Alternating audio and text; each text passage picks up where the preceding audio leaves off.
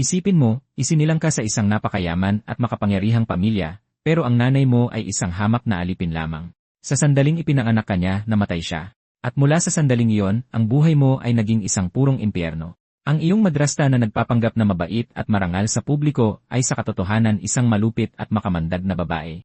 Pinahihirapan ka niya sa lahat ng posibleng paraan. Pagkagutom, pambubugbog, kahihiyan, at ang pinakanakakatakot sa lahat, gusto kanyang mamatay. Marami kang kapatid na lalaki at bawat isa. Sa kanila ay isa lang ang minanais, ang posisyon bilang pinuno ng pamilya. At para makuha ang posisyong iyon, kailangan mong mamatay. Ngunit dito magsisimula ang tunay na pagbabago. Isang lalaki mula sa ibang mundo, ang anak ng isang makapangyarihang pamilya, isang taong nagsilbi ng 3 taon sa militar, isang taong nakakita ng tunay na labanan, na ang mga kamay ay nabahiran na ng dugo, ay lilipat sa iyong katawan. At ang lalaking ito ay hindi isang bayani. Siya ay walang awa, berdugo, isang lalaking hindi nag-aatubiling pumatay. Kahit na babae o bata pa ang kalaban, iisa lang ang kanyang panuntunan. Sinumang magtangkang galawin ako ay hindi mabubuhay at sa gayon nagsisimula ang isang walang awang paghihiganti. Isa-isa, lahat ng nagpahirap sa kanya, lahat ng nagtangkang pumatay sa kanya, lahat ng nang-insulto sa pagkamatay ng kanyang ina, winawasak niya sila sa paraang napakalupit at nakakatakot na hindi kailanman maiisip ng sinuman. At ito ay simula pa lamang.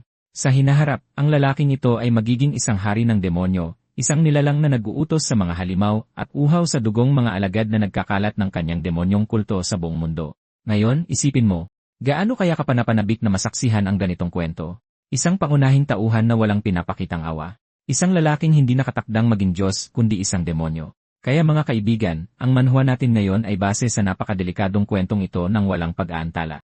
Simulan na natin agad ang kwento. Sa loob ng umaalog na karwahe, hinilot ni Chusho ang kanyang kumikirot na ulo at dahan-dahang itinaas ang kanyang tingin, pinagmasdan ang di pamilyar na paligid ng may malabong mga mata. Ang loob ng karwahe ay marangyang pinalamusyan.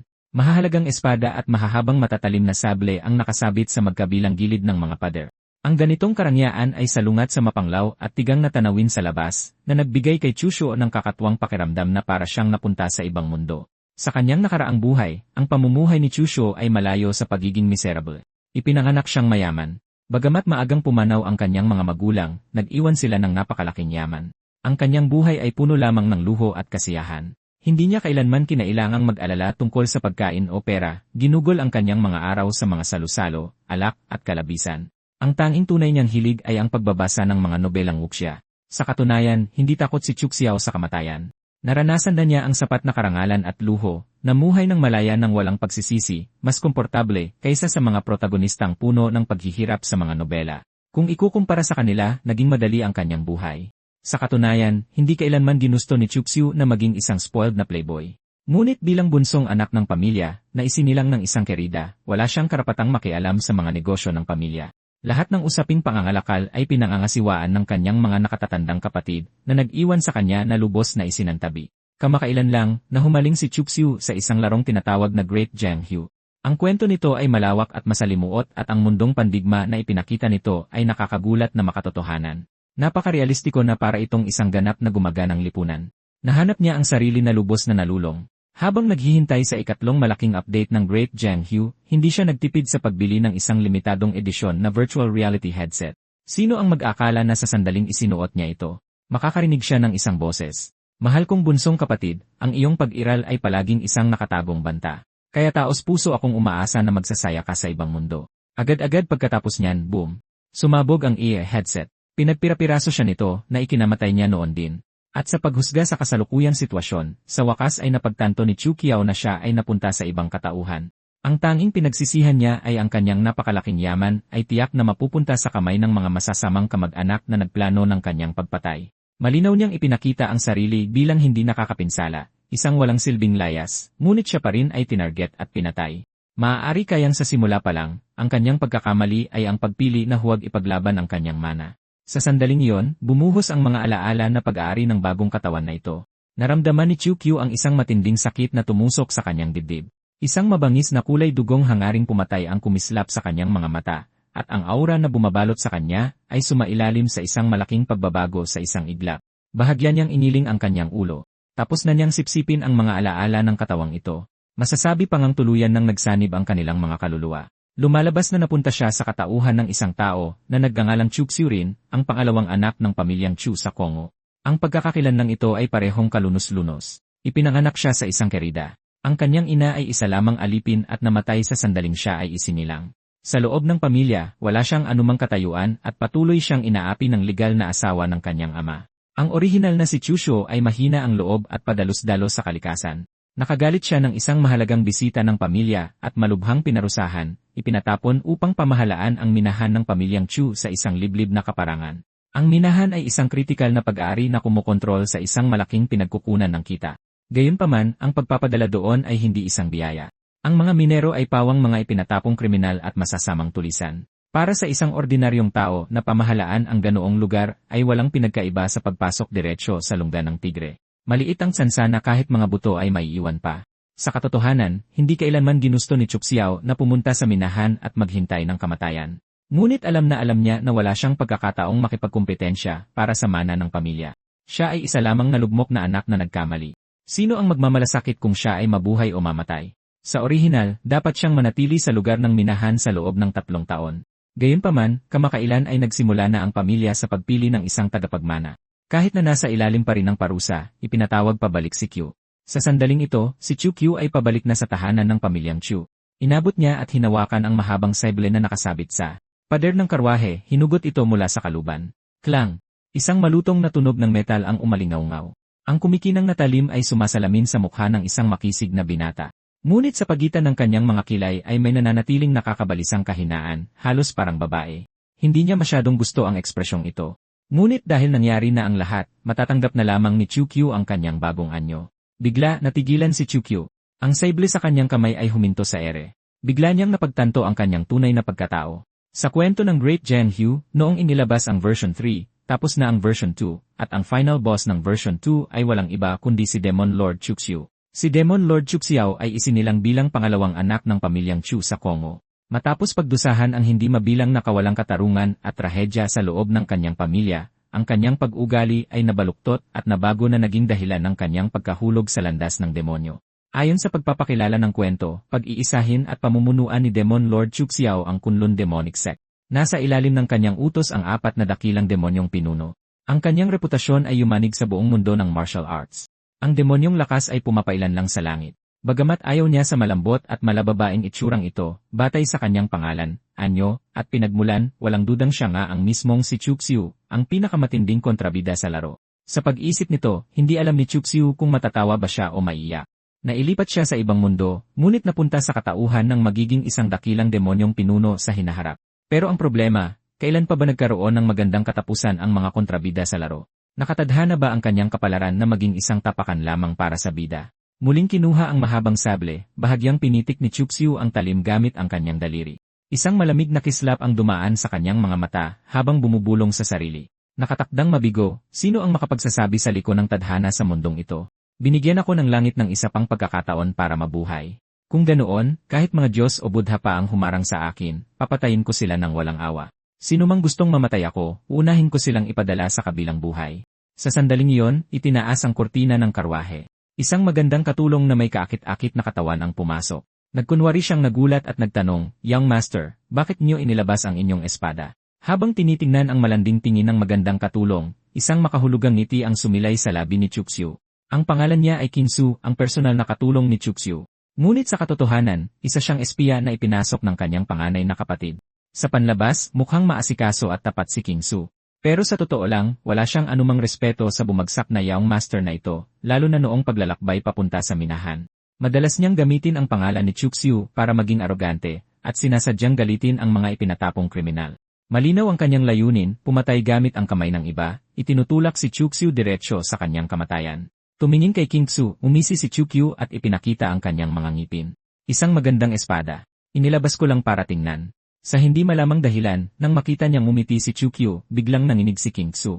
Isang kilabot ang dumaloy sa kanyang gulugod. Gayunpaman, hindi niya ito masyadong inisip at nagpakita ng isang malanding tono. "Young Master, nakakapagod ang ganitong paglalakbay. Narinig ko na ang daan sa unahan ay patungo sa bundok ng Kangmang. Bakit hindi tayo huminto roon para magpahinga? Maaari tayong manghuli ng hayop gubat at ihawin ito." Isang madilim na kislap ang dumaan sa mga mata ni Chukxiu. Bahagya siyang humalakhak. Mag-ihaw ng hayop gubat. Narinig ko na ang maliliit na landas sa liblib na kabundukan ay madalas puntahan ng mga bandido. Mabilis na sumagot si King Zhu, "Chismis lang yan. Maraming beses nang dumaan dito ang mga karwahe ng pamilyang Chu at walang nangyari." Bukod pa riyan, hininaan niya ang kanyang boses. Nais ng lingkod na ito na humanap ng lugar para maligo.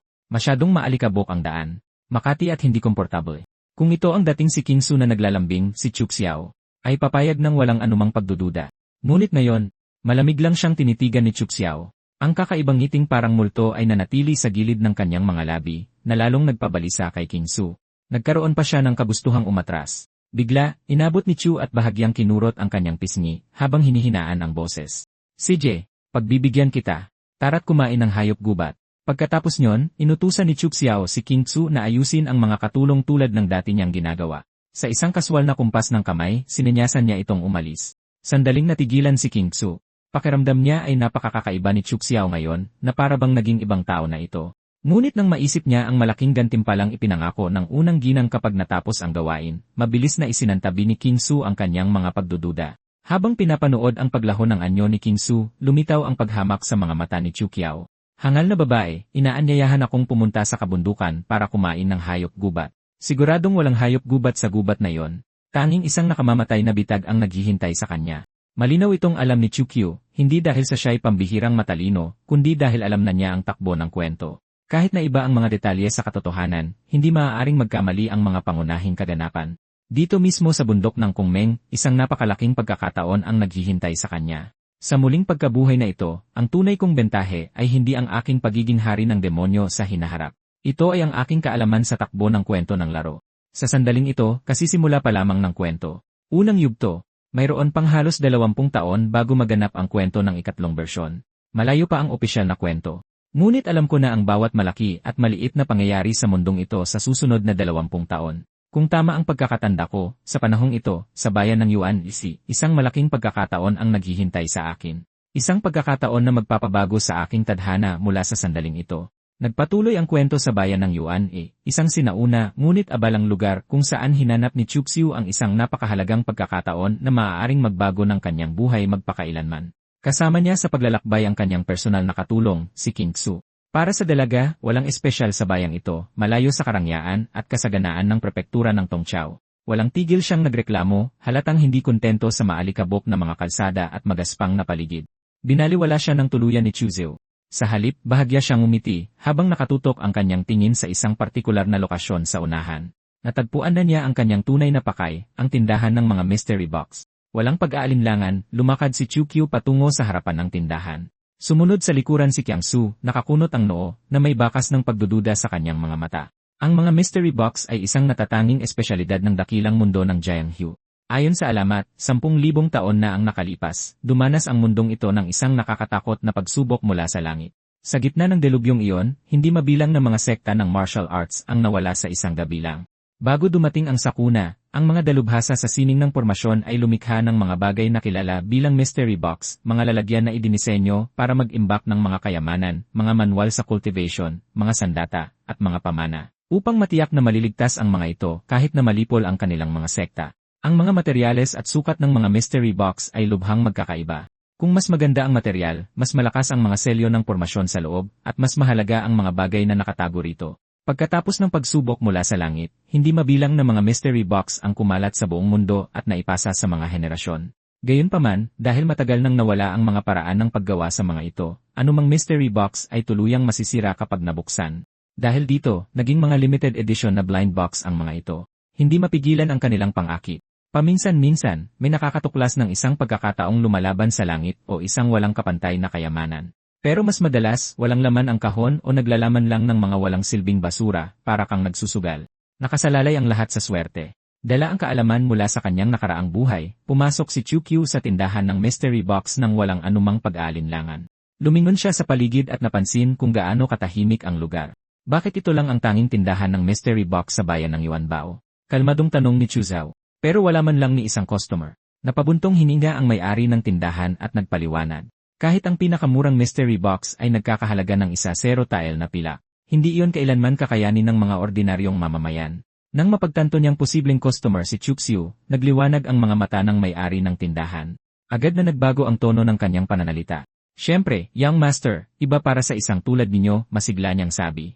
Lahat ng mga mystery box na ito ay nahukay mula sa Southern Barbarian Mountains. Ang kanilang mga presyo ay napakamakatwiran. Bahagyang tumango si Chuxiu. Kararating ko lang sa mundong ito, sa isip niya. Ang pinakakailangan ko ngayon ay isang makapangyarihang cultivation technique. Bagamat ang katawang ito ay mula sa pamilya Chu ng Tongchao, hindi kailanman pinahalagahan ang orihinal na may-ari. Walang yaman at walang gabay, nanatili siyang nasa pinakamababang antas ng martial cultivation. Ang landas ng martial cultivation ay nagsimula sa tatlong foundational realm. Ang una ay ang body tempering realm kung saan binubuksan ang mga meridian at pinapalakas ang mga buto at kalamnan para magkaroon ng purong pisikal na lakas. 9 sa 10 martial artists sa Jiangsu ay hindi kailanman lumampas sa yugtong ito. Sa itaas nito ay ang blood condensation realm at ang Shin intention realm. Tanging ang mga umabot sa mga antas na ito ang maituturing na tunay na martial master. Malinaw na naaalala ni Chuxiu na sa laro, sa mismong panahong ito, isang ordinaryong katulong ang nakabili ng isang karaniwang mystery box sa bayan ng Yuanbao. Sa loob nito, isang napakahusay na cultivation technique. Ang katulong na iyon ay naging isang grandmaster, na yumanig sa mundo ng martial arts. Sigurado si Chuxiu, ito ang aking nakatakdang pagkakataon. Sakto nun, bumukas ng malakas ang pinto. Isang lalaking magara ang suot na may mayabang at walang galang na ekspresyon ang pumasok ng maingay. May-ari, bigyan mo ako ng 2 mystery box. Agad silang nakilala ng may-ari ng tindahan. Si Ligang, isang alipores ng pamilyang Li. Sa pagsubok na tumulong, pinayuhan siya ng may-ari ng tindahan. Ligang, sugal lang ito. Mataas ang pagtingin sa iyo ni Young Master Li ngayon. Ipunin mo na lang ang pera mo at suhulan ang steward. Baka ma-promote ka pa. Ngumisi si Ligang. Kahit na maging steward, habang buhay pa rin akong magiging alipin. Mas gugustuhin ko pang sumugal. Kung makakabukas ako ng walang kapantay na divine art, aangat ako sa langit sa isang iglap. Napabuntong hininga na lang ang may-ari ng tindahan.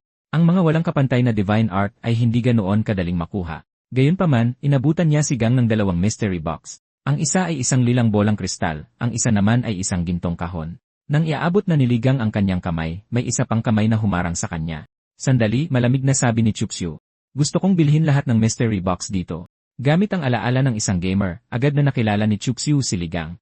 Ang lalaking ito ang mismong katulong na, sa orihinal na kwento, ay makakakuha ng pinakamataas na pagkakataon sa bayan ng Yanbao. Nangangahulugan iyon na ang pinakamalakas na cultivation technique ay nakatago sa loob ng isa sa 2 kahon na iyon. Humarap si Gang na puno ng galit. Young Master, ako ang unang pumili sa mga yan.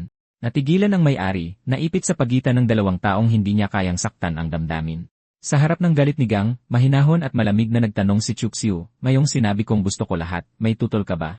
Dahil sa nakakatakot na presensya ni Chuxiu, dali-daling sinubukan ni Ligang na takutin siya. "Huwag mong isipin na maaapi mo ako dahil lang isa akong alipin. Kabilang ako sa pamilyang Li, isa sa 3 dakilang pamilya ng Tongshao Prefecture." Tumawa ng mapanukso si Chuxiu. "Hindi ba't sinabi mo lang na ayaw mong bugulin ang buhay mo bilang isang alipin?" Bahagya siyang humakbang pasulong, ang kanyang boses ay puno ng paghamak. "At ngayon na hindi pabor sa iyo ang sitwasyon, gagamitin mo ang pangalan ng pamilyang Li para manakot ng iba. Nakakatawa. Isa ka lang alipin." Malamig na nagpatuloy si Chuxiu, "Pero naglakas loob kang gamitin ang pamilyang Li para supilin ako. Napakawalang muwang." Nag-aapoy sa galit ang mga mata ni Ligang. Walang pakialam na itinaas ni Chuxiu ang kanyang kamay. Agad na lumapit ang kanyang mga tauhan. Nanlumo ang puso ni Ligang. Sa kanyang mababang body tempering realm cultivation, imposibleng labanan niya silang lahat. Mag-usap tayo." Nautal siya. "Maaari natin itong pag-usapan ng mahinahon." Umisi si Chuxiu sa kanyang isipan, napakawalang paninindigan. Hindi nakapagtataka na matapos maging isang hegemon, naging isa siyang hamak na kontrabida na gumawa ng lahat ng posibleng kasamaan. Sa pagkakataong ito, hindi mo makukuha ang tsansang iyon. "Kunin lahat," malamig na utos ni Chuxiu. Sa ilalim ng gulat na tingin ni King Su at kawalan ng magawa ni Ligang, nilimas ang lahat ng mystery box sa tindahan. Habang pinapanood ang mga itong dinadala, nakaramdam si Ligang ng hindi maipaliwanag na sakit sa kanyang dibdib. Higit pa sa kahihiyan, parang may bagay na hindi mapapalitan ang ninakaw sa kanya. Napaluhod siya, nakatitig sa papalayong anyo ni Chuxiu, naggangalit ang mga ngipin. Hindi pa ito tapos, isinumpa niya. Pagbalik sa kanyang tuluyan, sinimulan ni Chuxiu ang susunod na hakbang. Alam niya mula sa laro na may mga kayamanang nangangailangan ng espesyal na trigger. Kumuha siya ng isang maliit na kutsilyo at nagpatak ng isang patak ng dugo sa lilang bolang kristal. Nang tumama ang dugo dito, boom, sumabog ang malakas na lilang enerhiya. Tumalsik pa atras si Chuxiu nang umaktibo ang kristal. Tama ang kanyang hula. Nabasag ang balot at lumitaw ang isang kumikinang na berdeng jade slip. Isang matagumpay na ngiti ang gumuhit sa mukha ni Chuxiu. Ito na nga. Habang sinisipsip niya ang nilalaman, isang malakas na agos ng enerhiya ang pumalibot sa kanya. Ito ay isang Taoist classic, isang innate skill, isang napakahusay na paraan ng cultivation. Maaari itong mag-cultivate ng A-True Key, magpagaling ng lahat ng sakit, ayusin ang mga kakulangan, at tiyaking hindi mabubulok ang True Key ng isang tao. Hindi nakapagtataka na umangat ng husto si Ligang sa orihinal na kwento. Ang mga normal na cultivation technique ay nahahati sa 9 na revolution. Ang unang 3 ay basura, sapat lang para sa maliliit na sekta. Ang gitnang 3 ay mga kayamanang kayang magtatag ng mga sekta. Ang huling 3 ay pambihira, tanging mga dakilang sekta lamang ang nagmamay-ari. Sa itaas ng ika-9, 2 maalamat na kaharian. Hindi pinapansin ng likas na kakayahang ito ang edad, nililinis ang katawan at muling itinatayo ang pundasyon. Perpekto para sa akin. Napuno ng kumpiyansa ang puso ni Chuxu. At sa kanyang pagkagulat, ang Jade Sleep ay mayroon ding bonus na martial art. Azure Dragon sa Manggas. Nakatago ang talim. Nakalihim ang intensyon. Isang atake, parang isang dragon na lumalabas mula sa dagat. Hindi bababa sa ikalawang revolusyong teknike, di inaasahang saya. Pagkatapos kalabog. Isang malakas na inday ang umalingaw-ngaw sa ibaba. Nasaan si Chuxu? Naglakas loob kang magnakaw mula sa pamilyang Li. Lumabas ka dyan. Dumating na si Litong. Isang malaking lalaki, ika-7 antas ng master. Sinugod siya kasama ang kanyang mga tauhan, sinisira ang mga gamit. Itinuro ni Ligang ang itaas. Siya yan. Kalmadong lumitaw si Chuxu, nakatingin sa kanila mula sa itaas. At kung tumanggi ako, walang pakialam niyang tanong. Sumunod ang mga banta. Ngumiti si Chuxu. Pagkatapos ay sumabog ang kapangyarihan. Bumaha ng berdeng enerhiya sa silid. Ang bigat ay dumagan na parang isang bundok. Azure Dragon sa Manggas, pinakawalan. Isang umuungal na dragon ng enerhiya ang nagpakita. Katahimikan. Marahang lumapag si Chuxu, nakataas ang talim, nagliliwanag na lila ang mga mata. Pinakaayaw ko sa lahat ang tinatakot. Tumingin siya sa paligid. May iba pa ba? Nakatago sa likod ng pinto, nasaksihan ni King Su sa sarili niyang mga mata ang pagpatay ni Chuxu. Agad na bumalot ang takot sa kanyang puso. Hindi niya kailanman inakala na ang isang lalaking bali-balitang mahina, duwag, at talunan ay papatay ng walang anumang pag-aalinlangan. Tumalsik ang dugo sa sahig. Nakatitig si Litong kay Chuxu, namutla ang kanyang mukha. Bakit naglakas loob ka talaga? Bago pa niya matapos ang kanyang sinasabi, hinugot na ni Chuxu ang punyal mula sa dibdib ng gwardiya at dumiretso sa kanya. Agad na itinaas ni Litong ang kanyang mga braso para sumangga. Pero paano niya mapipigilan si Chuxu? Nang makitang kikitilin na ng talim ang kanyang buhay, nanlambot ang mga binti ni Litong. Sa sandaling iyon, sigurado siya, mamamatay na ako. Ngunit, huminto ang punyal sa mismong lalamunan niya. Ang malamig at duguan na talim ay marahang dumidiin sa kanyang leg. Naalala ang kalupitan ni Chuxu kanina lang, nagsimulang manginig ng hindi mapigilan ang mga binti ni Litong. Malamig siyang tiningnan ni Chuxu. Isang basurang tulad mo, madilim niyang sabi. At naglakas loob ka pa ring humanap ng gulo sa akin. Hindi mo talaga alam kung saan ka lulugar. Totoo. Ako, si Chuxu. Hindi ako paborito sa pamilyang Chu. Anak lang ako ng isang kerida, pero ang pinuno ng pamilyang Chu ay ama ko pa rin. At ano ka naman? Isang walang kwentang playboy, pangkaraniwang talento sa martial arts, nabubuhay sa mga tira-tira ng pamilya. Sino ang nagbigay sa iyo ng lakas ng loob na magdala ng mga tao dito at galitin ako? Lumapit siya, nagyelo ang boses. Maniwala ka man o hindi. Kahit patayin pa kita dito ngayon, ang pinakamatinding matatanggap ko ay isang magaang parusa lamang. Nanginig ng malakas si Litong, basang-basa ng malamig na pawis ang kanyang damit. Ngayon niya lang naintindihan. Ang mga chismis ay kasinungalingan. Hindi mahina ang lalaking ito. Nakakatakot siya. Inatras ni Chuxu ang punyal at kalmadong iniabot ang puluhan kay Litong. Kunin mo. Natigilan si Litong. Ang sabi ko, ulit ni Chuxu, matalim ang mga mata. Kunin mo ang punyal. Sa ilalim ng titig na yon, nanginginig na hinawakan ito ni Litong. Bigla, hinawakan ni Chuxu ang pulso ni Litong at itinulak ang talim patungo sa sarili niyang dibdib. Namula ang kanyang mga mata. Hindi ba't pumunta ka rito para guluhin ako? Nasa kamay mo na ang punyal. Bibigyan kita ng pagkakataon. Patayin mo ako. Nabalot ng nakabibinging katahimikan ang silid. Nakatayo roon si Litong at ang kanyang mga tauhan sa gulat, hindi makapaniwala sa kanilang nakikita. Umiling si Litong ng paulit-ulit. Paano siya maglalakas loob? Kaya siyang patayin ni Chuxu at umalis na lang. Pero kung papatayin niya si Chuxu, buong pamilya niya ang mauubos. Nang makita ang kanyang pag-aalinlangan, hinigpitan ni Chuxu ang hawak, idiniin ang talim ng mas malakas sa kanyang dibdib. Ang sabi ko, patayin mo ako. Kalansing. Nahulog ang punyal sa lupa. Nanginginig ng todo ang mga kamay ni Litong, hindi niya man lang ito mahawakan. Hindi ako naglalakas loob. Nagkamali ako. Isang mapanuyang ngiti ang lumitaw sa mukha ni Chuxu. Inabot niya at tinapik ang pisngi ni Litong. Walang silbing basura. Binigyan na kita ng pagkakataon pero hindi mo pa rin kinuha. Hindi mo man lang kayang pumatay ng tao habang may hawak na talim. Sino ang nagbigay sa iyo ng lakas ng loob na galitin ako? Naramdaman ni Litong ang kahihiyan at galit na bumabalot sa kanya, pero hindi siya nangahas magsalita. Tumalikod siya at tumakas patungo sa pinto ng may takot. Sa likod niya, nanginginig ng malakas si King Su. Ito ba talaga ang Chuxiu na dati kong kilala? Dali-daling binuhat ng pamilya Li ang bangkay paalis. Nang makarating lamang sa pangunahing bulwagan ng inn ay maingat na lumapit si Ligang. Ikapitong guro. Bago pa siya matapos, Vlad. Sinuntok ni Litong ang kanyang mukha. Lintik. Umumbol si Litong. Kasalanan mo ang lahat ng ito, tanga. Idinamay mo ako sa bulong ito. Tandaan mo to. Kahit protektahan ka pa ng ikatlong binatang guro, pagbalik ko sa pamilya Li, sisiguraduhin kong matututunan mo kung ano ang totoong sakit. Sumapit ang gabi. Lumipat ang eksena sa isang sinaunang istrukturang naliligo sa liwanag ng buwan. Isang matayog na bundok ang nakatayo sa malayo, tahimik at nakakapanlumo.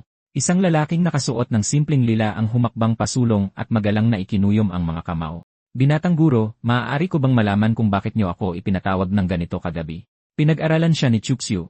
Ang lalaking ito ay si Gao Bai. Pumasok siya sa pamilya Chu mahigit 10 taon na ang nakalipas. Isang manggagawang walang pangalan, karaniwan ang talento, halos hindi umabot sa body tempering realm. Pero tapat siya, malamig na tanong ni Chuxiu. Gao Bai, pinaratangan ako ng hindi totoo at ipinatapon sa Southern Mines. Dahil sa akin, nadamay ka. Nagtatanim ka ba ng sama ng loob sa akin? Agad sumagot si Gao Bai, hindi kailanman. Isang karangalan ang maglingkod sa pangalawang binatang guro. Nagpatuloy si Chuxiu. Naglingkod ka sa pamilya Chu ng mahigit 10 taon. 2 pirasong pilak kada buwan. Ang iba ay naging mga katiwala at tagapamahala. Talaga bang wala kang nararamdamang sama ng loob? Ibinaba ni Gao Bai ang kanyang ulo. Ako ay hangal at walang talento. Sapat na ito. Mahinang tumawa si Chuxiu. Hindi ka nasisiyahan. Kahit ang asong pinakain ng karne sa loob ng 10 taon ay hindi nagugustuhin kumain muli ng tira-tira. Walang pinagkaiba ang mga tao. Ipinatong niya ang kamay sa balikat ni Gao Bai. Sinamahan mo ako sa hirap. Sa hinaharap, makikibahagi ka rin sa kaluwalhasyan kasama ko. Nag-alab ang mga mata ni Gao Bai. Nauunawaan ng alagad na ito. Yumiling si Chuxiu. Hindi mo naiintindihan. Ang ilang bagay ay itinakda ng tadhana, ang iba naman ay sa pagsisikap. Kung gusto kong umangat, kailangan kong ipusta ang aking buhay. Isang nakakatakot na ngiti ang gumuhit sa kanyang mukha. Noon, niwala ka man lang pagkakataong sumugal. Ngayon, bibigyan kita ng isa. Pumunta ka sa bundok ng Fallen Degeneracy sa labas ng bayan ng Yuanbao. Ibigay mo ang sulat na ito sa pinuno ng mga bandido. Gawin mo ng maayos. 100 pirasong pilak. Mula sa araw na yon, ikaw na ang aking kanang kamay. Nag-alinlangan si Gao Bai. Kung tatanggi ako, hindi na magbabago ang buhay ko. Sa huli, ikinuyom niya ang kanyang mga kamao. Sumusunod ako. Mabuti. Iniabot ni Chuxiu ang selyadong sulat sa kanya. Walang pagkakamali. Habang naglalaho si Gao Bai sa dilim, nanlamig ang mga mata ni Chuxiu. King Su, dahil gusto mo akong mamatay, huwag mo akong sisihin sa pagiging malupit. Kinaumagahan, umalis ang konvoy ni Chuxiu. Sa loob ng karwahe, kaswal na nagtanong si King Su, binatang guro, nasaan si Gao Bai. Nauna na siya sa Tongchao Prefecture upang iulat ang ating pagdating. Isang masamang ngiti ang gumuhit sa mukha ni King Su. Malapit nang dumating. Hindi ka makakarating. Biglang lumapit si Chuxiu. King Su, bulong niya na may kakaibang ngiti. Sa tingin mo ba makakasalamuha tayo ng mga bandido sa daan? Kinabahan siya. Bakit binatang guro? Huwag kang magsalita ng ganyang kamalasan. Tumawa si Chuxiu. Nagdadala ang langit ng mga bagyo. Nagdadala ang mga tao ng kapahamakan. Sa sandaling iyon, hinto dyan. Isang alon ng hangaring pumatay ang sumugod. Kalmadong tumingin sa labas si Chuxiu. Kita mo, dumating na ang kapahamakan ng tao. Naharang ang konvoy sa isang makipot na daan sa gubat. Mga bandido, ang kanilang pinuno ay mayabang na nakaupo sa sanga ng puno. Kishan, pulang buhok, may peklat sa dibdib, malaking seble. Ano pang hinihintay nyo? Umungol siya. Bumaba ka dyan. Dahan-dahang lumabas si Chuxiu. Kung gusto mo ng pilak, mayroon akong libu-libong tile. Ngumisi si Kishan. Mas mahalaga ang buhay mo. Paano kung iyon na lang ang gusto ko? Bahagyang ngumiti si Chusho. Sabihin mo ang presyo mo. Tumawa ng malupit si Kishan. Ang hatol ko ay nakatago sa karwahe. Ngumiti ng may pagwawagi si King Su. Sa pagkakataong ito, patay ka na. Naglaho ang ngiti ni Chuxiao. Kung hindi ko mabibili ang buhay ko, bibilhin ko na lang ang sayo. Sumugod siya. Umungol si Kishan at humampas. Nagbanggaan ang mga metal. Umatras si Chuxiu, mahinahong sinusuri ang sitwasyon. Walang panloob na enerhiya. Puro lakas lang. Naghintay siya, umilag, nagtiis. Nang mawala ng kontrol si Kishan, lumitaw ang pagkakataon. Sumabog ang esmeraldang liwanag, buntot ng banal na dragon na humahagupit. Kuminang ang punyal, tumalsik ang dugo, bumaliktad ang sitwasyon. Tumilapon si Kishan. Nataranta ang kanyang mga tauhan. Paanong posible ito? Pinunasan ni Chushio ang kanyang talim. Sayang naman, bulong niya. Hindi sapat ang pagsasanay. Sa galit, umungol si Kishan. Patayin silang lahat. Noon din, may umalinggaw na ibang boses. Nagpapatay ka ng tao, nagpaalam ka ba sa akin? Isang lalaki ang humakbang pasulong na nakangisi. Makwa, aba, tumawa siya. Mukhang malaking isda ito. Pwede ba akong makihati? Sumilip si King mula sa bintana ng karwahe, lumaktaw ang tibok ng kanyang puso. Bakit may isa pang grupo ng mga bandido? Nag-utos pa ba ng mas maraming tao ang pangalawang kerida? Bago pa siya makapag-isip pa, isang pangalawang grupo ng mga bandido ang lumitaw mula sa daan sa unahan, agresibong sumusugod.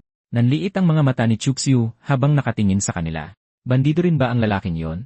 Nang makilala ni Kishan ang bagong dating, biglang nagbago ang kanyang ekspresyon. Nagdalit ang kanyang mga ngipin. Makwa, umungol si Kishan. Teritoryo ko ito. Anong kailangan mo?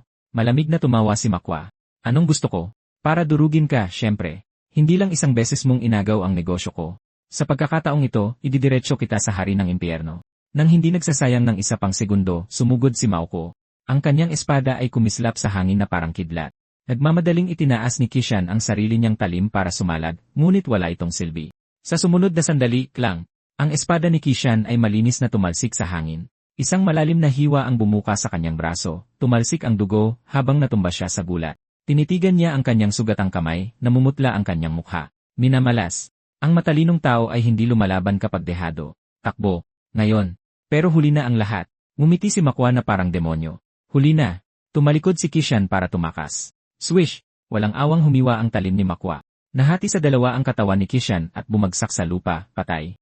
Nang makita ng kanyang mga tauhan na pinatay ang kanilang amo, nataranta sila at sinubukang tumakbo. Malamig na nag-utos si Makwa, patayin silang lahat. Habang hinahabol ng kanyang mga tauhan ang mga tumatakas na bandido, tahimik na nakatayo si Chuzhou sa likuran, inoobserbahan ang lahat. Sa paghusga sa mga galaw ng lalaking may dilaw na mukha, siya ay ganap na naiba sa hindi pangkaraniwang leader ng bandido na yon. Isa siyang tunay na martial artist, hindi karaniwan ang estilo. Humakbang pasulong si Chuxiu at magalang na nagbigay pugay. Salamat sa tulong, Ginoo. Lumingon si Maku na bahagyang nakangiti. Bata, hindi ka ba natatakot na traidurin kita? Sa sandaling iyon, tumakbo papalapit ang lingkod ni Chuxiu na may ginhawa. Binatang amo, mabutit nagtagumpay tayo. Ito si Hepema ng bundok Xiangmang na inutos ninyong hanapin ng lingkod na ito. Kalmadong tumango si Chuxiu. Matalinong tao si Hepema. Dahil natanggap mo na ang sulat ko, dapat alam mo na. Sa pagpatay sa akin, makakakuha ka lang ng ilang libong tile ng pila. Ngunit kung hindi mo ako papatayin, makukuha mo ang batch ng refined ore na ipinangako ko para mapalitan mo ang lahat ng yantang tanso at bulok na bakal na gamit ng iyong mga tauhan. Ang pagpili ay dapat na. Malinaw. Natahimik si Makwa. Samantala, malamig na nag-isip si Chuxiu. Malupit ang pangalawang kerida. Hindi siya magpapakita ng awa kahit sa isang anak sa labas na tulad ko na halos walang pagkakataong magmana. Mula nang iminungkahi ni King Su na dumaan sa maliit na landas, alam ko na. Sinuhulan niya ang mga bandido, humihiram ng patalim para pumatay. Kung kaya niyang gumastos para ipapatay ako, kaya ko ring gumamit ng mga bandido para protektahan ako. Sa wakas ay nagsalita si Makwa. Hindi ka nagsinungaling sa akin. Ang mga ore na iyon ay napakahalaga sa pamilyang Chu. Talagang handa kang isuko ang mga iyon. Walang pakialam na sumagot si Chusho. May gustong pumatay sa akin sa pamilyang Chu. Bakit ko pa intindihin ang kanilang mga supply? Naglabas siya ng isang token. Ito ang aking pahintulot. Gamitin mo to para bilhin ang ore sa mababang presyo. Bilisan mo habang ako pa ang katiwala. Tumawa si Mako. Kayong mga malalaking pamilya, gustong-gusto nyo talaga ang mga maduming sikreto nyo. Pero ikaw, bata, desidido ka. Kung may mga ganitong kasunduan sa hinaharap, hanapin mo ako. Ako, si Kilian, ang ibig kong sabihin, si Mako, napakagaling kong pumatay. Bibigyan pa kita ng diskwento para sa mga kakilala. Nasiyahan, umalis si Mako kasama ang kanyang mga tauhan. Pinanood sila ni Chuxiu mula sa likod, malamig ang mga mata. Si Kilian, isang bandido na may lahing martial arts. Kilala ko kung sino siya. Sinwerte si Gaobi. Nakakuha pala siya ng taong may pinanggalingan. Tumingin naman si Chuxiao sa direksyon ng karwahe. Sa loob, nanginginig ng malakas si Kinsu, bumubuhos ang pawis sa kanyang noo. Bakit ganito? Hindi ba't basura lang si Chuxiao? Paano niya nagawang malubhang masugatan ng ganoon kadali ang pinuno ng mga bandido? Pumasok si Chuxiao sa karwahe. Pagpasok niya, napaluhod si Kinsu na nagpapaawa. Young Master, naitaboy po ba lahat ng bandido? Mahinang tumawa si Chuxiao. Siyempre, naitaboy silang lahat. Nagkukunwari pa rin ang hitad na ito. Lumapit siya, bahagyang nakangiti. Hindi ako namatay. Bigong-bigo ka, di ba? Bakit po nagbibiro ang Young Master? Nautal si Xingsu. Mabuti na lang at naitaboy ang mga bandido. Paano naman po madidismaya ang lingkod na ito? Snap! Sinunggaban ni Chuxiu ang kanyang lalamunan. Naging kasing lamig ng yelo ang kanyang boses. Tinatrato mo ba talaga akong isang tanga? Magsalita ka. Magkanong pilak ang ginastos ng mabait kong pangalawang ina para upahan ang mga bandidong ito? Kung hindi, mamatay ka. Hindi makahina si Jingsu. Naging kulay ube ang kanyang mukha. Magsasalita na po ako. Sasabihin ko po ang lahat. 10,000 tile na pila. Binitawan siya ni Chuxiao. 10,000 tile. Napakabukas palad. Ganoon ba talaga kalaki ang galit sa akin ng pangalawang ina ko? Umiyak si King Su.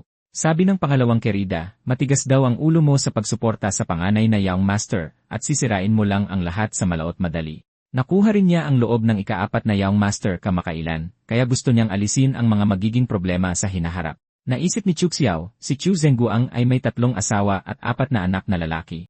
Ako ay isang anak sa labas. Halos wala akong pagkakataong magmana. Sa nakaraang buhay ko, maaga kong pinili ang panganay na anak pero inabandona rin ako nang wala na akong silbi. Sa pagkakataong ito, hindi ko na ulitin ang pagkakamaling iyon. Ipaglalaban ko ang posisyon bilang tagapagmana ng pamilyang Chu. Tumingin siya sa ibaba. Kay King Su, may ebidensya ba na nakikipagsabuatan ang pangalawang ina sa mga bandido? Desperado siyang umiling. Direkta siyang nagpadala ng taong pinagkakatiwalaan niya. Walang ebidensyang naiwan. Hinawakan niya ang binti ni Chu Xiu. Young Master, nasabi ko na po ang lahat. Pakiusap, huwag niyo po akong patayin. Ngumiti si Chu Xiu. Huwag kang mag-alala. Hindi ako pumapatay ng babae. Nakahinga ng maluwag si Jingsu. Grabe ang takot ko. Crack! Binali ni Chu Xiu ang kanyang leeg sa isang malinis na galaw. Nagsinungaling ako, malamig niyang sabi. Naniwala ka talaga doon? Napaka-inosente, pero sinubukan mo pa rin. Maging espiya. 7 araw makalipas, Wei Commandery, Tangzu Prefecture, pamilyang Chu. Tumingin si Chu Xiu mula sa karwahe.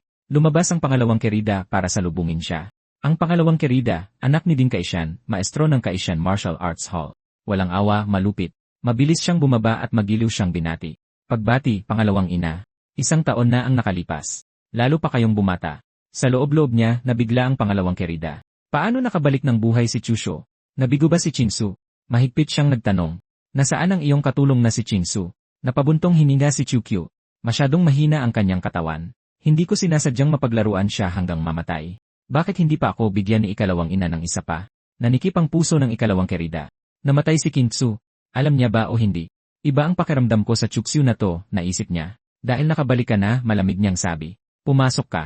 Naghihintay ang pinuno at ang lahat. Sa loob ng bulwagan, nakaupo si Chu Zongguang sa trono.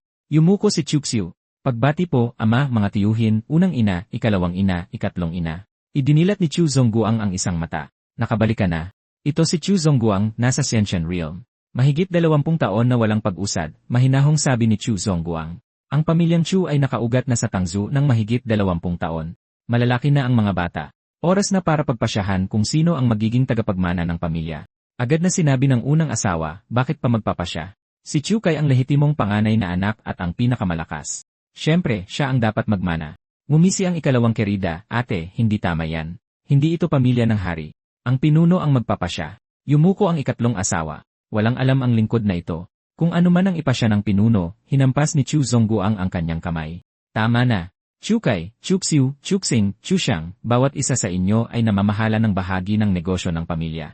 1 taon, kung sino man ang may pinakamalaking progreso ay magiging tagapagmana ng pamilyang Chu. Sumasang-ayon ba kayong lahat? Matapos gawin ang deklarasyon, ang kapaligiran sa Grand Hall ng pamilyang Chu ay naging nakakasakal sa katahimikan. Ang patriarkang si Chu Zongguang ay nakaupo sa itaas, ang kanyang presensya pa lamang ay nagpapakita ng hindi matatawarang otoridad. Sa ibaba niya, ang mga asawa at anak ay tahimik na nakatayo. Bawat isa'y lihim na kinakalkula ang kanilang susunod na hakbang sa hindi maiiwasang labanan para sa paghalili. Pinagmasdan ni Chu Xiu ang lahat ng may malamig na pagwawalang bahala. Bagamat ang mga tinatawag na nakatatanda ng pamilyang Chu ay may titulo ng senyoridad, sa katotohanan, sila ay mga piyesa lamang ng chess. Walang isa man sa kanila ang nangahas na magsalita laban sa kagustuhan ni Chu Zongguang. Ang ganap na kapangyarihan ay nananatiling matatag sa mga kamay ng taong nakaupo sa pinakatuktok. Sa isang panig ay nakatayo ang unang ginang at ang kanyang panganay na anak, si Chu Kai. Pareho silang mayabang, walang pakialam sa pagpipigil, at ilang beses nang nangahas na harapin ang patriarka. Ang hindi nila napagtanto ay ang gayong kawalang galang, ay lalo lamang nagpalalim sa pagkasuklam ni Chu Zongguang sa kanila. Ang ikalawang ginang ay nagpakita ng ibang uri ng banta, mapagkalkula, walang awa, at malupit sa kanyang mga pamamaraan. Matagal na niyang inaasam ang posisyon ng tagapagmana para sa sarili niyang anak. Sa kasamaang palad, si Chu Xiang ay isang taong may lakas ng loob ngunit walang talento sa pagpaplano at hindi kayang itago ang kanyang mga ambisyon. Sa kanilang lahat, ang ikatlong ginang ang pinakatuso. Sa panlabas, siya ay mukhang mahinahon at tila walang pakialam sa mga labanan sa kapangyarihan. Ngunit ito mismo ang maingat na binuong pagkukunwari ng kabutihan na nagbigay sa kanya ng pabor ng patriarka, na naging dahilan upang ang kanyang anak ang maging pinakamamahal na bata sa sambahayan. Matapos makita ang tunay na intensyon ng bawat taong naroroon, natagpuan pa rin ni Chuxiu si Chu Zongguang na pinakanakakalito sa lahat. Bagamat malakas na ipinahayag ng patriarka ang pagpili ng kahalili, nanatiling malamig at walang pakialam ang kanyang mga mata na parabang wala talaga siyang pakialam sa magiging resulta. Sa sandaling iyon, nagsalita ang unang ginang bilang pagtutol. Nangatwiran siya na ang isang pamilyang martial aristocratic, tulad ng angkan ng Chu, ay dapat pumili ng kahalili batay sa tunay na lakas. Habang nagsasalita, lumingon siya kay Chuxiu na may mapanuksong tingin at nagtanong, Chuxiu, hindi mo ba sa tingin mo'y may katuturan ang sinasabi ko? Sa isip niya, malamig na nagkalkula ang unang ginang. Hanggat pumanig si Chuxiu sa kanya at lumikha ng balans ng kapangyarihan, kahit na may ibang paboran ang patriarka, hindi siya makakakilos ng hayagan. Ang piyesang ito sa chessboard, determinado siyang angkinin ito. Ngunit sa gulat ng lahat, si Chuxiu ay nagkapit kamay lamang at mahinahong yumuko kay Chu Zongguang. May sariling dahilan si ama sa paggawa nito. Walang pagtutol ang anak na ito. Sa sandaling binitiwan ang mga salitang iyon, kakaibang bumaluktot ang kapaligiran sa bulwagan. Hindi makapaniwalang nakatitig ang ikalawang ginang. Paano nakatayo rito ng mahinahon ang lalaking lihim niyang ipinapatay na parabang walang nangyari? Samantala, nag-aalab sa galit ang unang ginang. Ang piyesang ito ng chess ay nangahas na suwayin ang kanyang kagustuhan. Nawalan na rin ng pasensya si Chukai. Sumigaw siya na si Chuxiu ay mahina at duwag, at tinanong kung naintindihan ba niya ang kanyang sinasabi. Binigyan niya ito ng huling pagkakataon na sabihin ang kanyang tunay na iniisip. Ang hindi alam ni Chukai ay sa likod ng masunuring anyo na iyon ay nagtatago ang isang halimaw, tahimik na naghihintay ng pagkakataong sumabog. Mahinang sumagot si Chuxiu, ipinaalala lamang sa kanyang nakatatandang kapatid na sinusunod lamang niya ang kagustuhan ng kanilang ama. Sa isang malakas na paghampas ng kanyang palad, tinapos ni Chu Zongguang ang walang kwentang pagtatalo. Tapos na ang desisyon. Sinumang mangahas na tumutol doon ay hayagang hinahamon ang otoridad ng patriarka. Sa ilalim ng bigat ng kanyang galit, ang buong bulwagan ay natahimik ng lubusan. Ngunit hindi pa tapos si Chuxiu.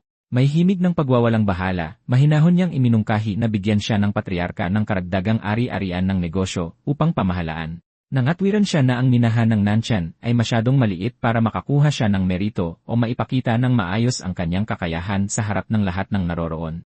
Pinaningkita ni Chu Zongguang ang kanyang mga mata ng may pagdududa. Ang anak na nanahimik sa loob ng maraming taon ay sa wakas nagsimula ng ipakita ang kanyang ambisyon. Ang matalas na titig na iyon ay tila gustong makita ang nasa isip ni Chuxiu. Lahat ng asawa ay natigilan. Kaya ang pagpapakita ng kahinaan kanina ay isang pagkukunwari lamang. Ang tunay niyang layunin ay ipasok ang kanyang sarili ng direkta sa mga pangunahing industriya ng pamilyang Chu. Sa sandaling iyon, nagsalita si Steward Liu na may bahagyang panunuya. Inakusahan niya si Chuxiu ng paglampas sa kanyang hangganan at mumisi na ang kailangan lang niyang gawin ay pamahalaan ng maayos ang nag-iisang minahan na iyon. Para sa isang hamak na lingkod na hayagang hiyain ang isang batang amo sa Grand Hall, ito pa lamang ay patunay na kung gaano kababa ang estado ni Chuxiu sa loob ng pamilya noon. Ngunit hindi nagalit si Chuxiu. Itinaas lamang niya ang isang daliri at marahang kumaway, sinenyasan si Steward Liu na lumapit. Ang mahinahong ekspresyon na iyon ay nagtatago ng isang nakakakilabot na intensyong pumatay, isa na hindi pa napapansin ng sinumang naroroon. Napanatili ni Steward Liu ang kanyang mayabang na ekspresyon. Habang papalapit siya, mapanukso siyang umisi, sa pag-aakalang dahil masyado siyang malayo, gusto ni Chuxiu na lumapit siya para marinig niya ng mas malinaw ang mga salitang iyon. Lagutok. Isang mapurol, nakakadurog buto na tunog ang umalingaw-ngaw. Sa isang iglap, nagpakawala si Chuxiu ng isang malupit na atake. Hindi nagkaroon ng pagkakataong mag-react ang katiwala. Sariwang dugo ang marahas na tumalsik sa buong Grand Hall. Ang dominanteng katiwala kanina ay nakahandusay na sa sahig, agaw buhay. Ang nakakatakot na bilis at walang awang katumpakan ni Chuxiu ay nagpatigil sa lahat sa kanilang kinatatayuan. Ang takot ay nakaukit sa kanilang mga mukha. Hindi siya tumigil doon. May malamig na pagwawalang bahala, tinapakan ng malakas ni Chuxiu ang katawan ng kahabag-habag na lalaki. Hindi ito isang pabigla-biglang kilos. Ito ay isang deklarasyon. Isang bagong kaayusan ang itinatatag. Sinumang maglakas loob na hindi siya respetuhin ay magbabayad ng malaki. Mula sa mga asawa hanggang sa mga kapatid, ang buong pamilya Chu ay nakatingin ng hindi makapaniwala, hindi matanggap ang kanilang nasaksihan. Isang nakamamatay na katahimikan ang bumalot sa Grand Hall. Nanginginig ng hindi mapigilan ang pangalawang ginang, pinupuno ng takot ang kanyang puso. Nagtaka siya kung tuluyan na bang nabaliw si Chuchu o kung ito ba ang tunay na halimaw na nagtatago sa paningin ng lahat. Sa isang galit na paghampas ng kanyang palad, tumayo si Chu Zongguang. Sumabog ang galit na parang isang marahas na bagyo, habang umuungol siyang tinatanong kung ano ang ginagawa ni Chushu. Sa paglakas loob na gumawa ng ganoong kalupitan sa harap ng patriarka, at ng maraming nakatatandang miyembro ng angkan, binawi ni Chushu ang kanyang kamay at mahinahong yumuko bilang paghingi ng paumanhin. Ngunit ang kanyang mga salita ay matalas na parang labaha. Iginigiit niya na ang pagsabat ng isang alipin sa salita ng kanyang amo ay isang sukdulang kawalang galang, at ang parusang ito ay isang kinakailangang hakbang lamang upang maibalik ang disiplina at mapangalagaan ang dignidad ng pamilya Chu. Tumingin si Chu Shu sa lalaking gumagapang sa sahig, ang kanyang tingin ay walang bahid ng awa. Sa isang malamig na boses, idinagdag niya na kung ang isang tulad nito ay nasa minahan ng Nanxian, matagal na siyang itinapon at ginamit bilang parol sa langit. Maaaring maawain ang kanyang ama. Ngunit para kay Chu Shu, ang kawalang galang ng isang alipin ay lubos na hindi mapapatawad. Nasasaksihan ang kalupitan ng kanyang anak, ngunit may hindi maikakailang lohika, hindi na iwasan ni Chu Zongguan na mapag-isip-isip. Sa kaibuturan, kailangan niyang aminin na tama si Chu Shu. Kahit kaninong tao pa man ang katiwala, isa pa rin siyang alipin lamang. Ang kanyang matagal na pag-iisa ay nagbigay daan sa mga alalay na ito na makalimutan ang kanilang lugar at baliwalain ang herarkiya sa loob ng sambahayan. Gayunpaman, upang mapanatili ang pampublikong dignidad ng pamilya, pinili ni Chu Zongguang na isara na ang usapin. Ipinaalala niya sa lahat na ito ang ari-arian ng pamilya Chu, hindi ang minahan ng Nanxin, at iniutos na pagmultahin si Chu Shu ng 3 buwang sahod para sa pagpapagamot ng katiwala. Isang magaang simbolikong parusa na nagsisilbing babala lamang. Ibinaba ni Chu Shu ang kanyang ulo at mahinahong tinanggap ang utos, ngunit hindi siya tumigil doon. Sa may kalkuladong kahinahunan, nagbigay siya ng isang matalim na tanong sa kanyang ama.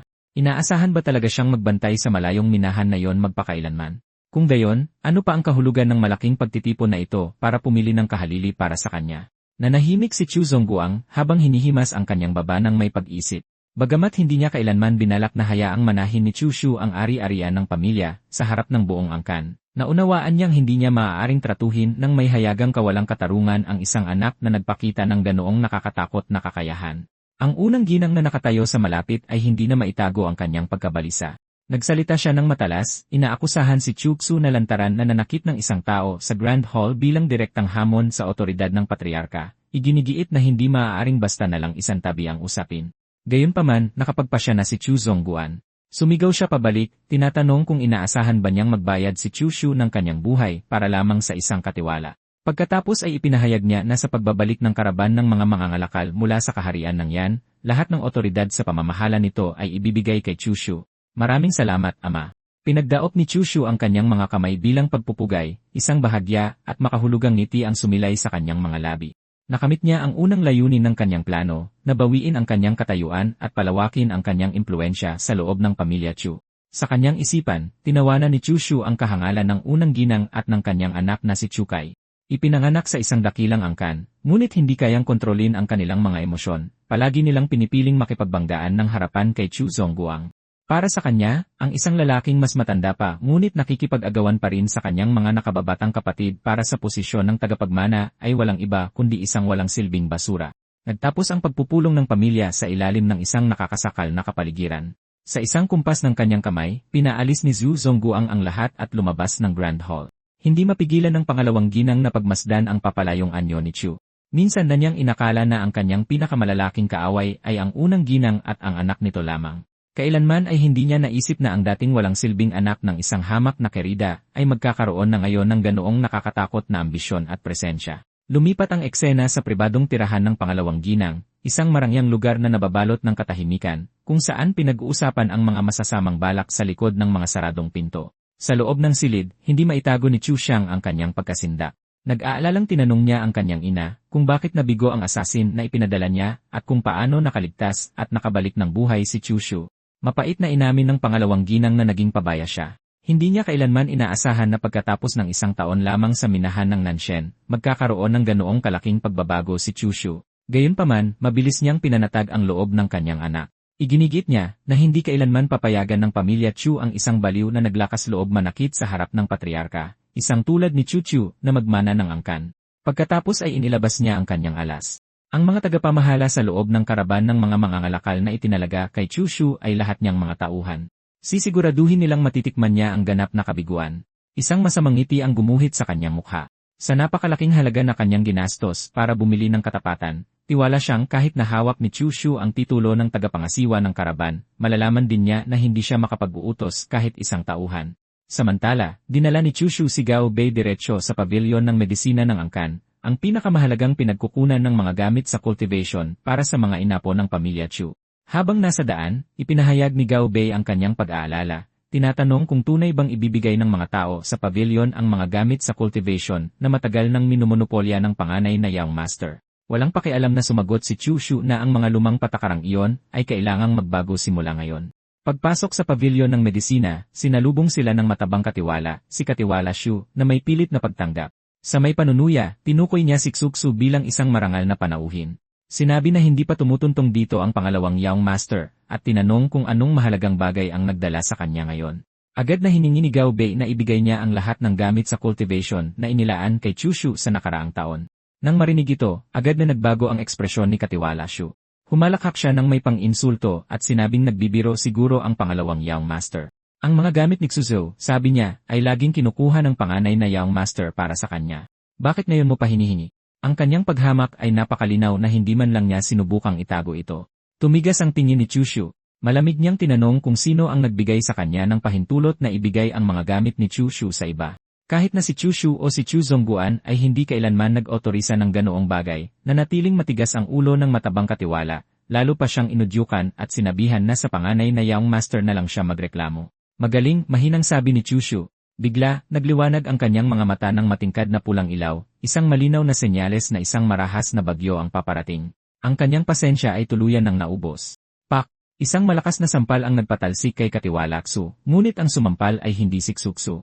Ito ay isang hinihingal na nasa katanghaliang gulang na lalaki na pumasok, ang punong katiwala ng pavilion ng medisina, na nasaksihan na ang nakakatakot na otoridad ni Chu kanina at alam kung anong uri ng halimaw ang nasa harap niya ngayon.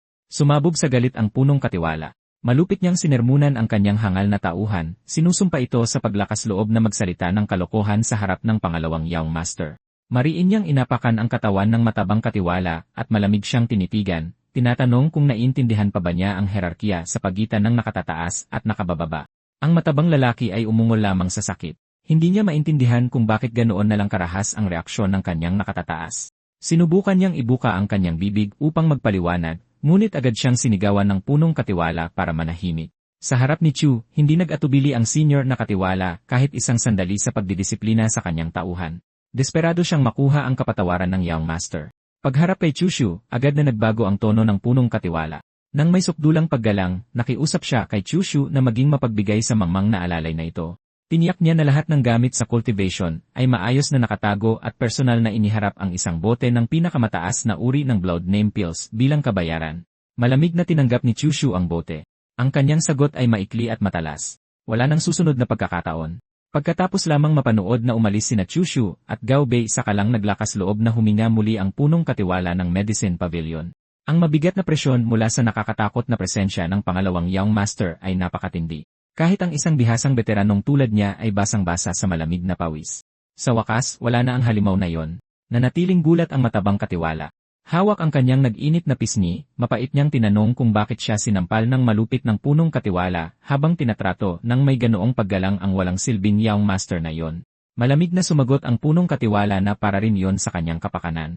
Kung hindi, patay na sana siya. Sa kanya isiniwalat ang katotohanan. Kani-kanina lang, binugbog ni Chu Shu si Stuart Liu, isa sa mga tauhan ng unang ginang, hanggang sa bingit ng kamatayan sa gitna mismo ng Grand Hall.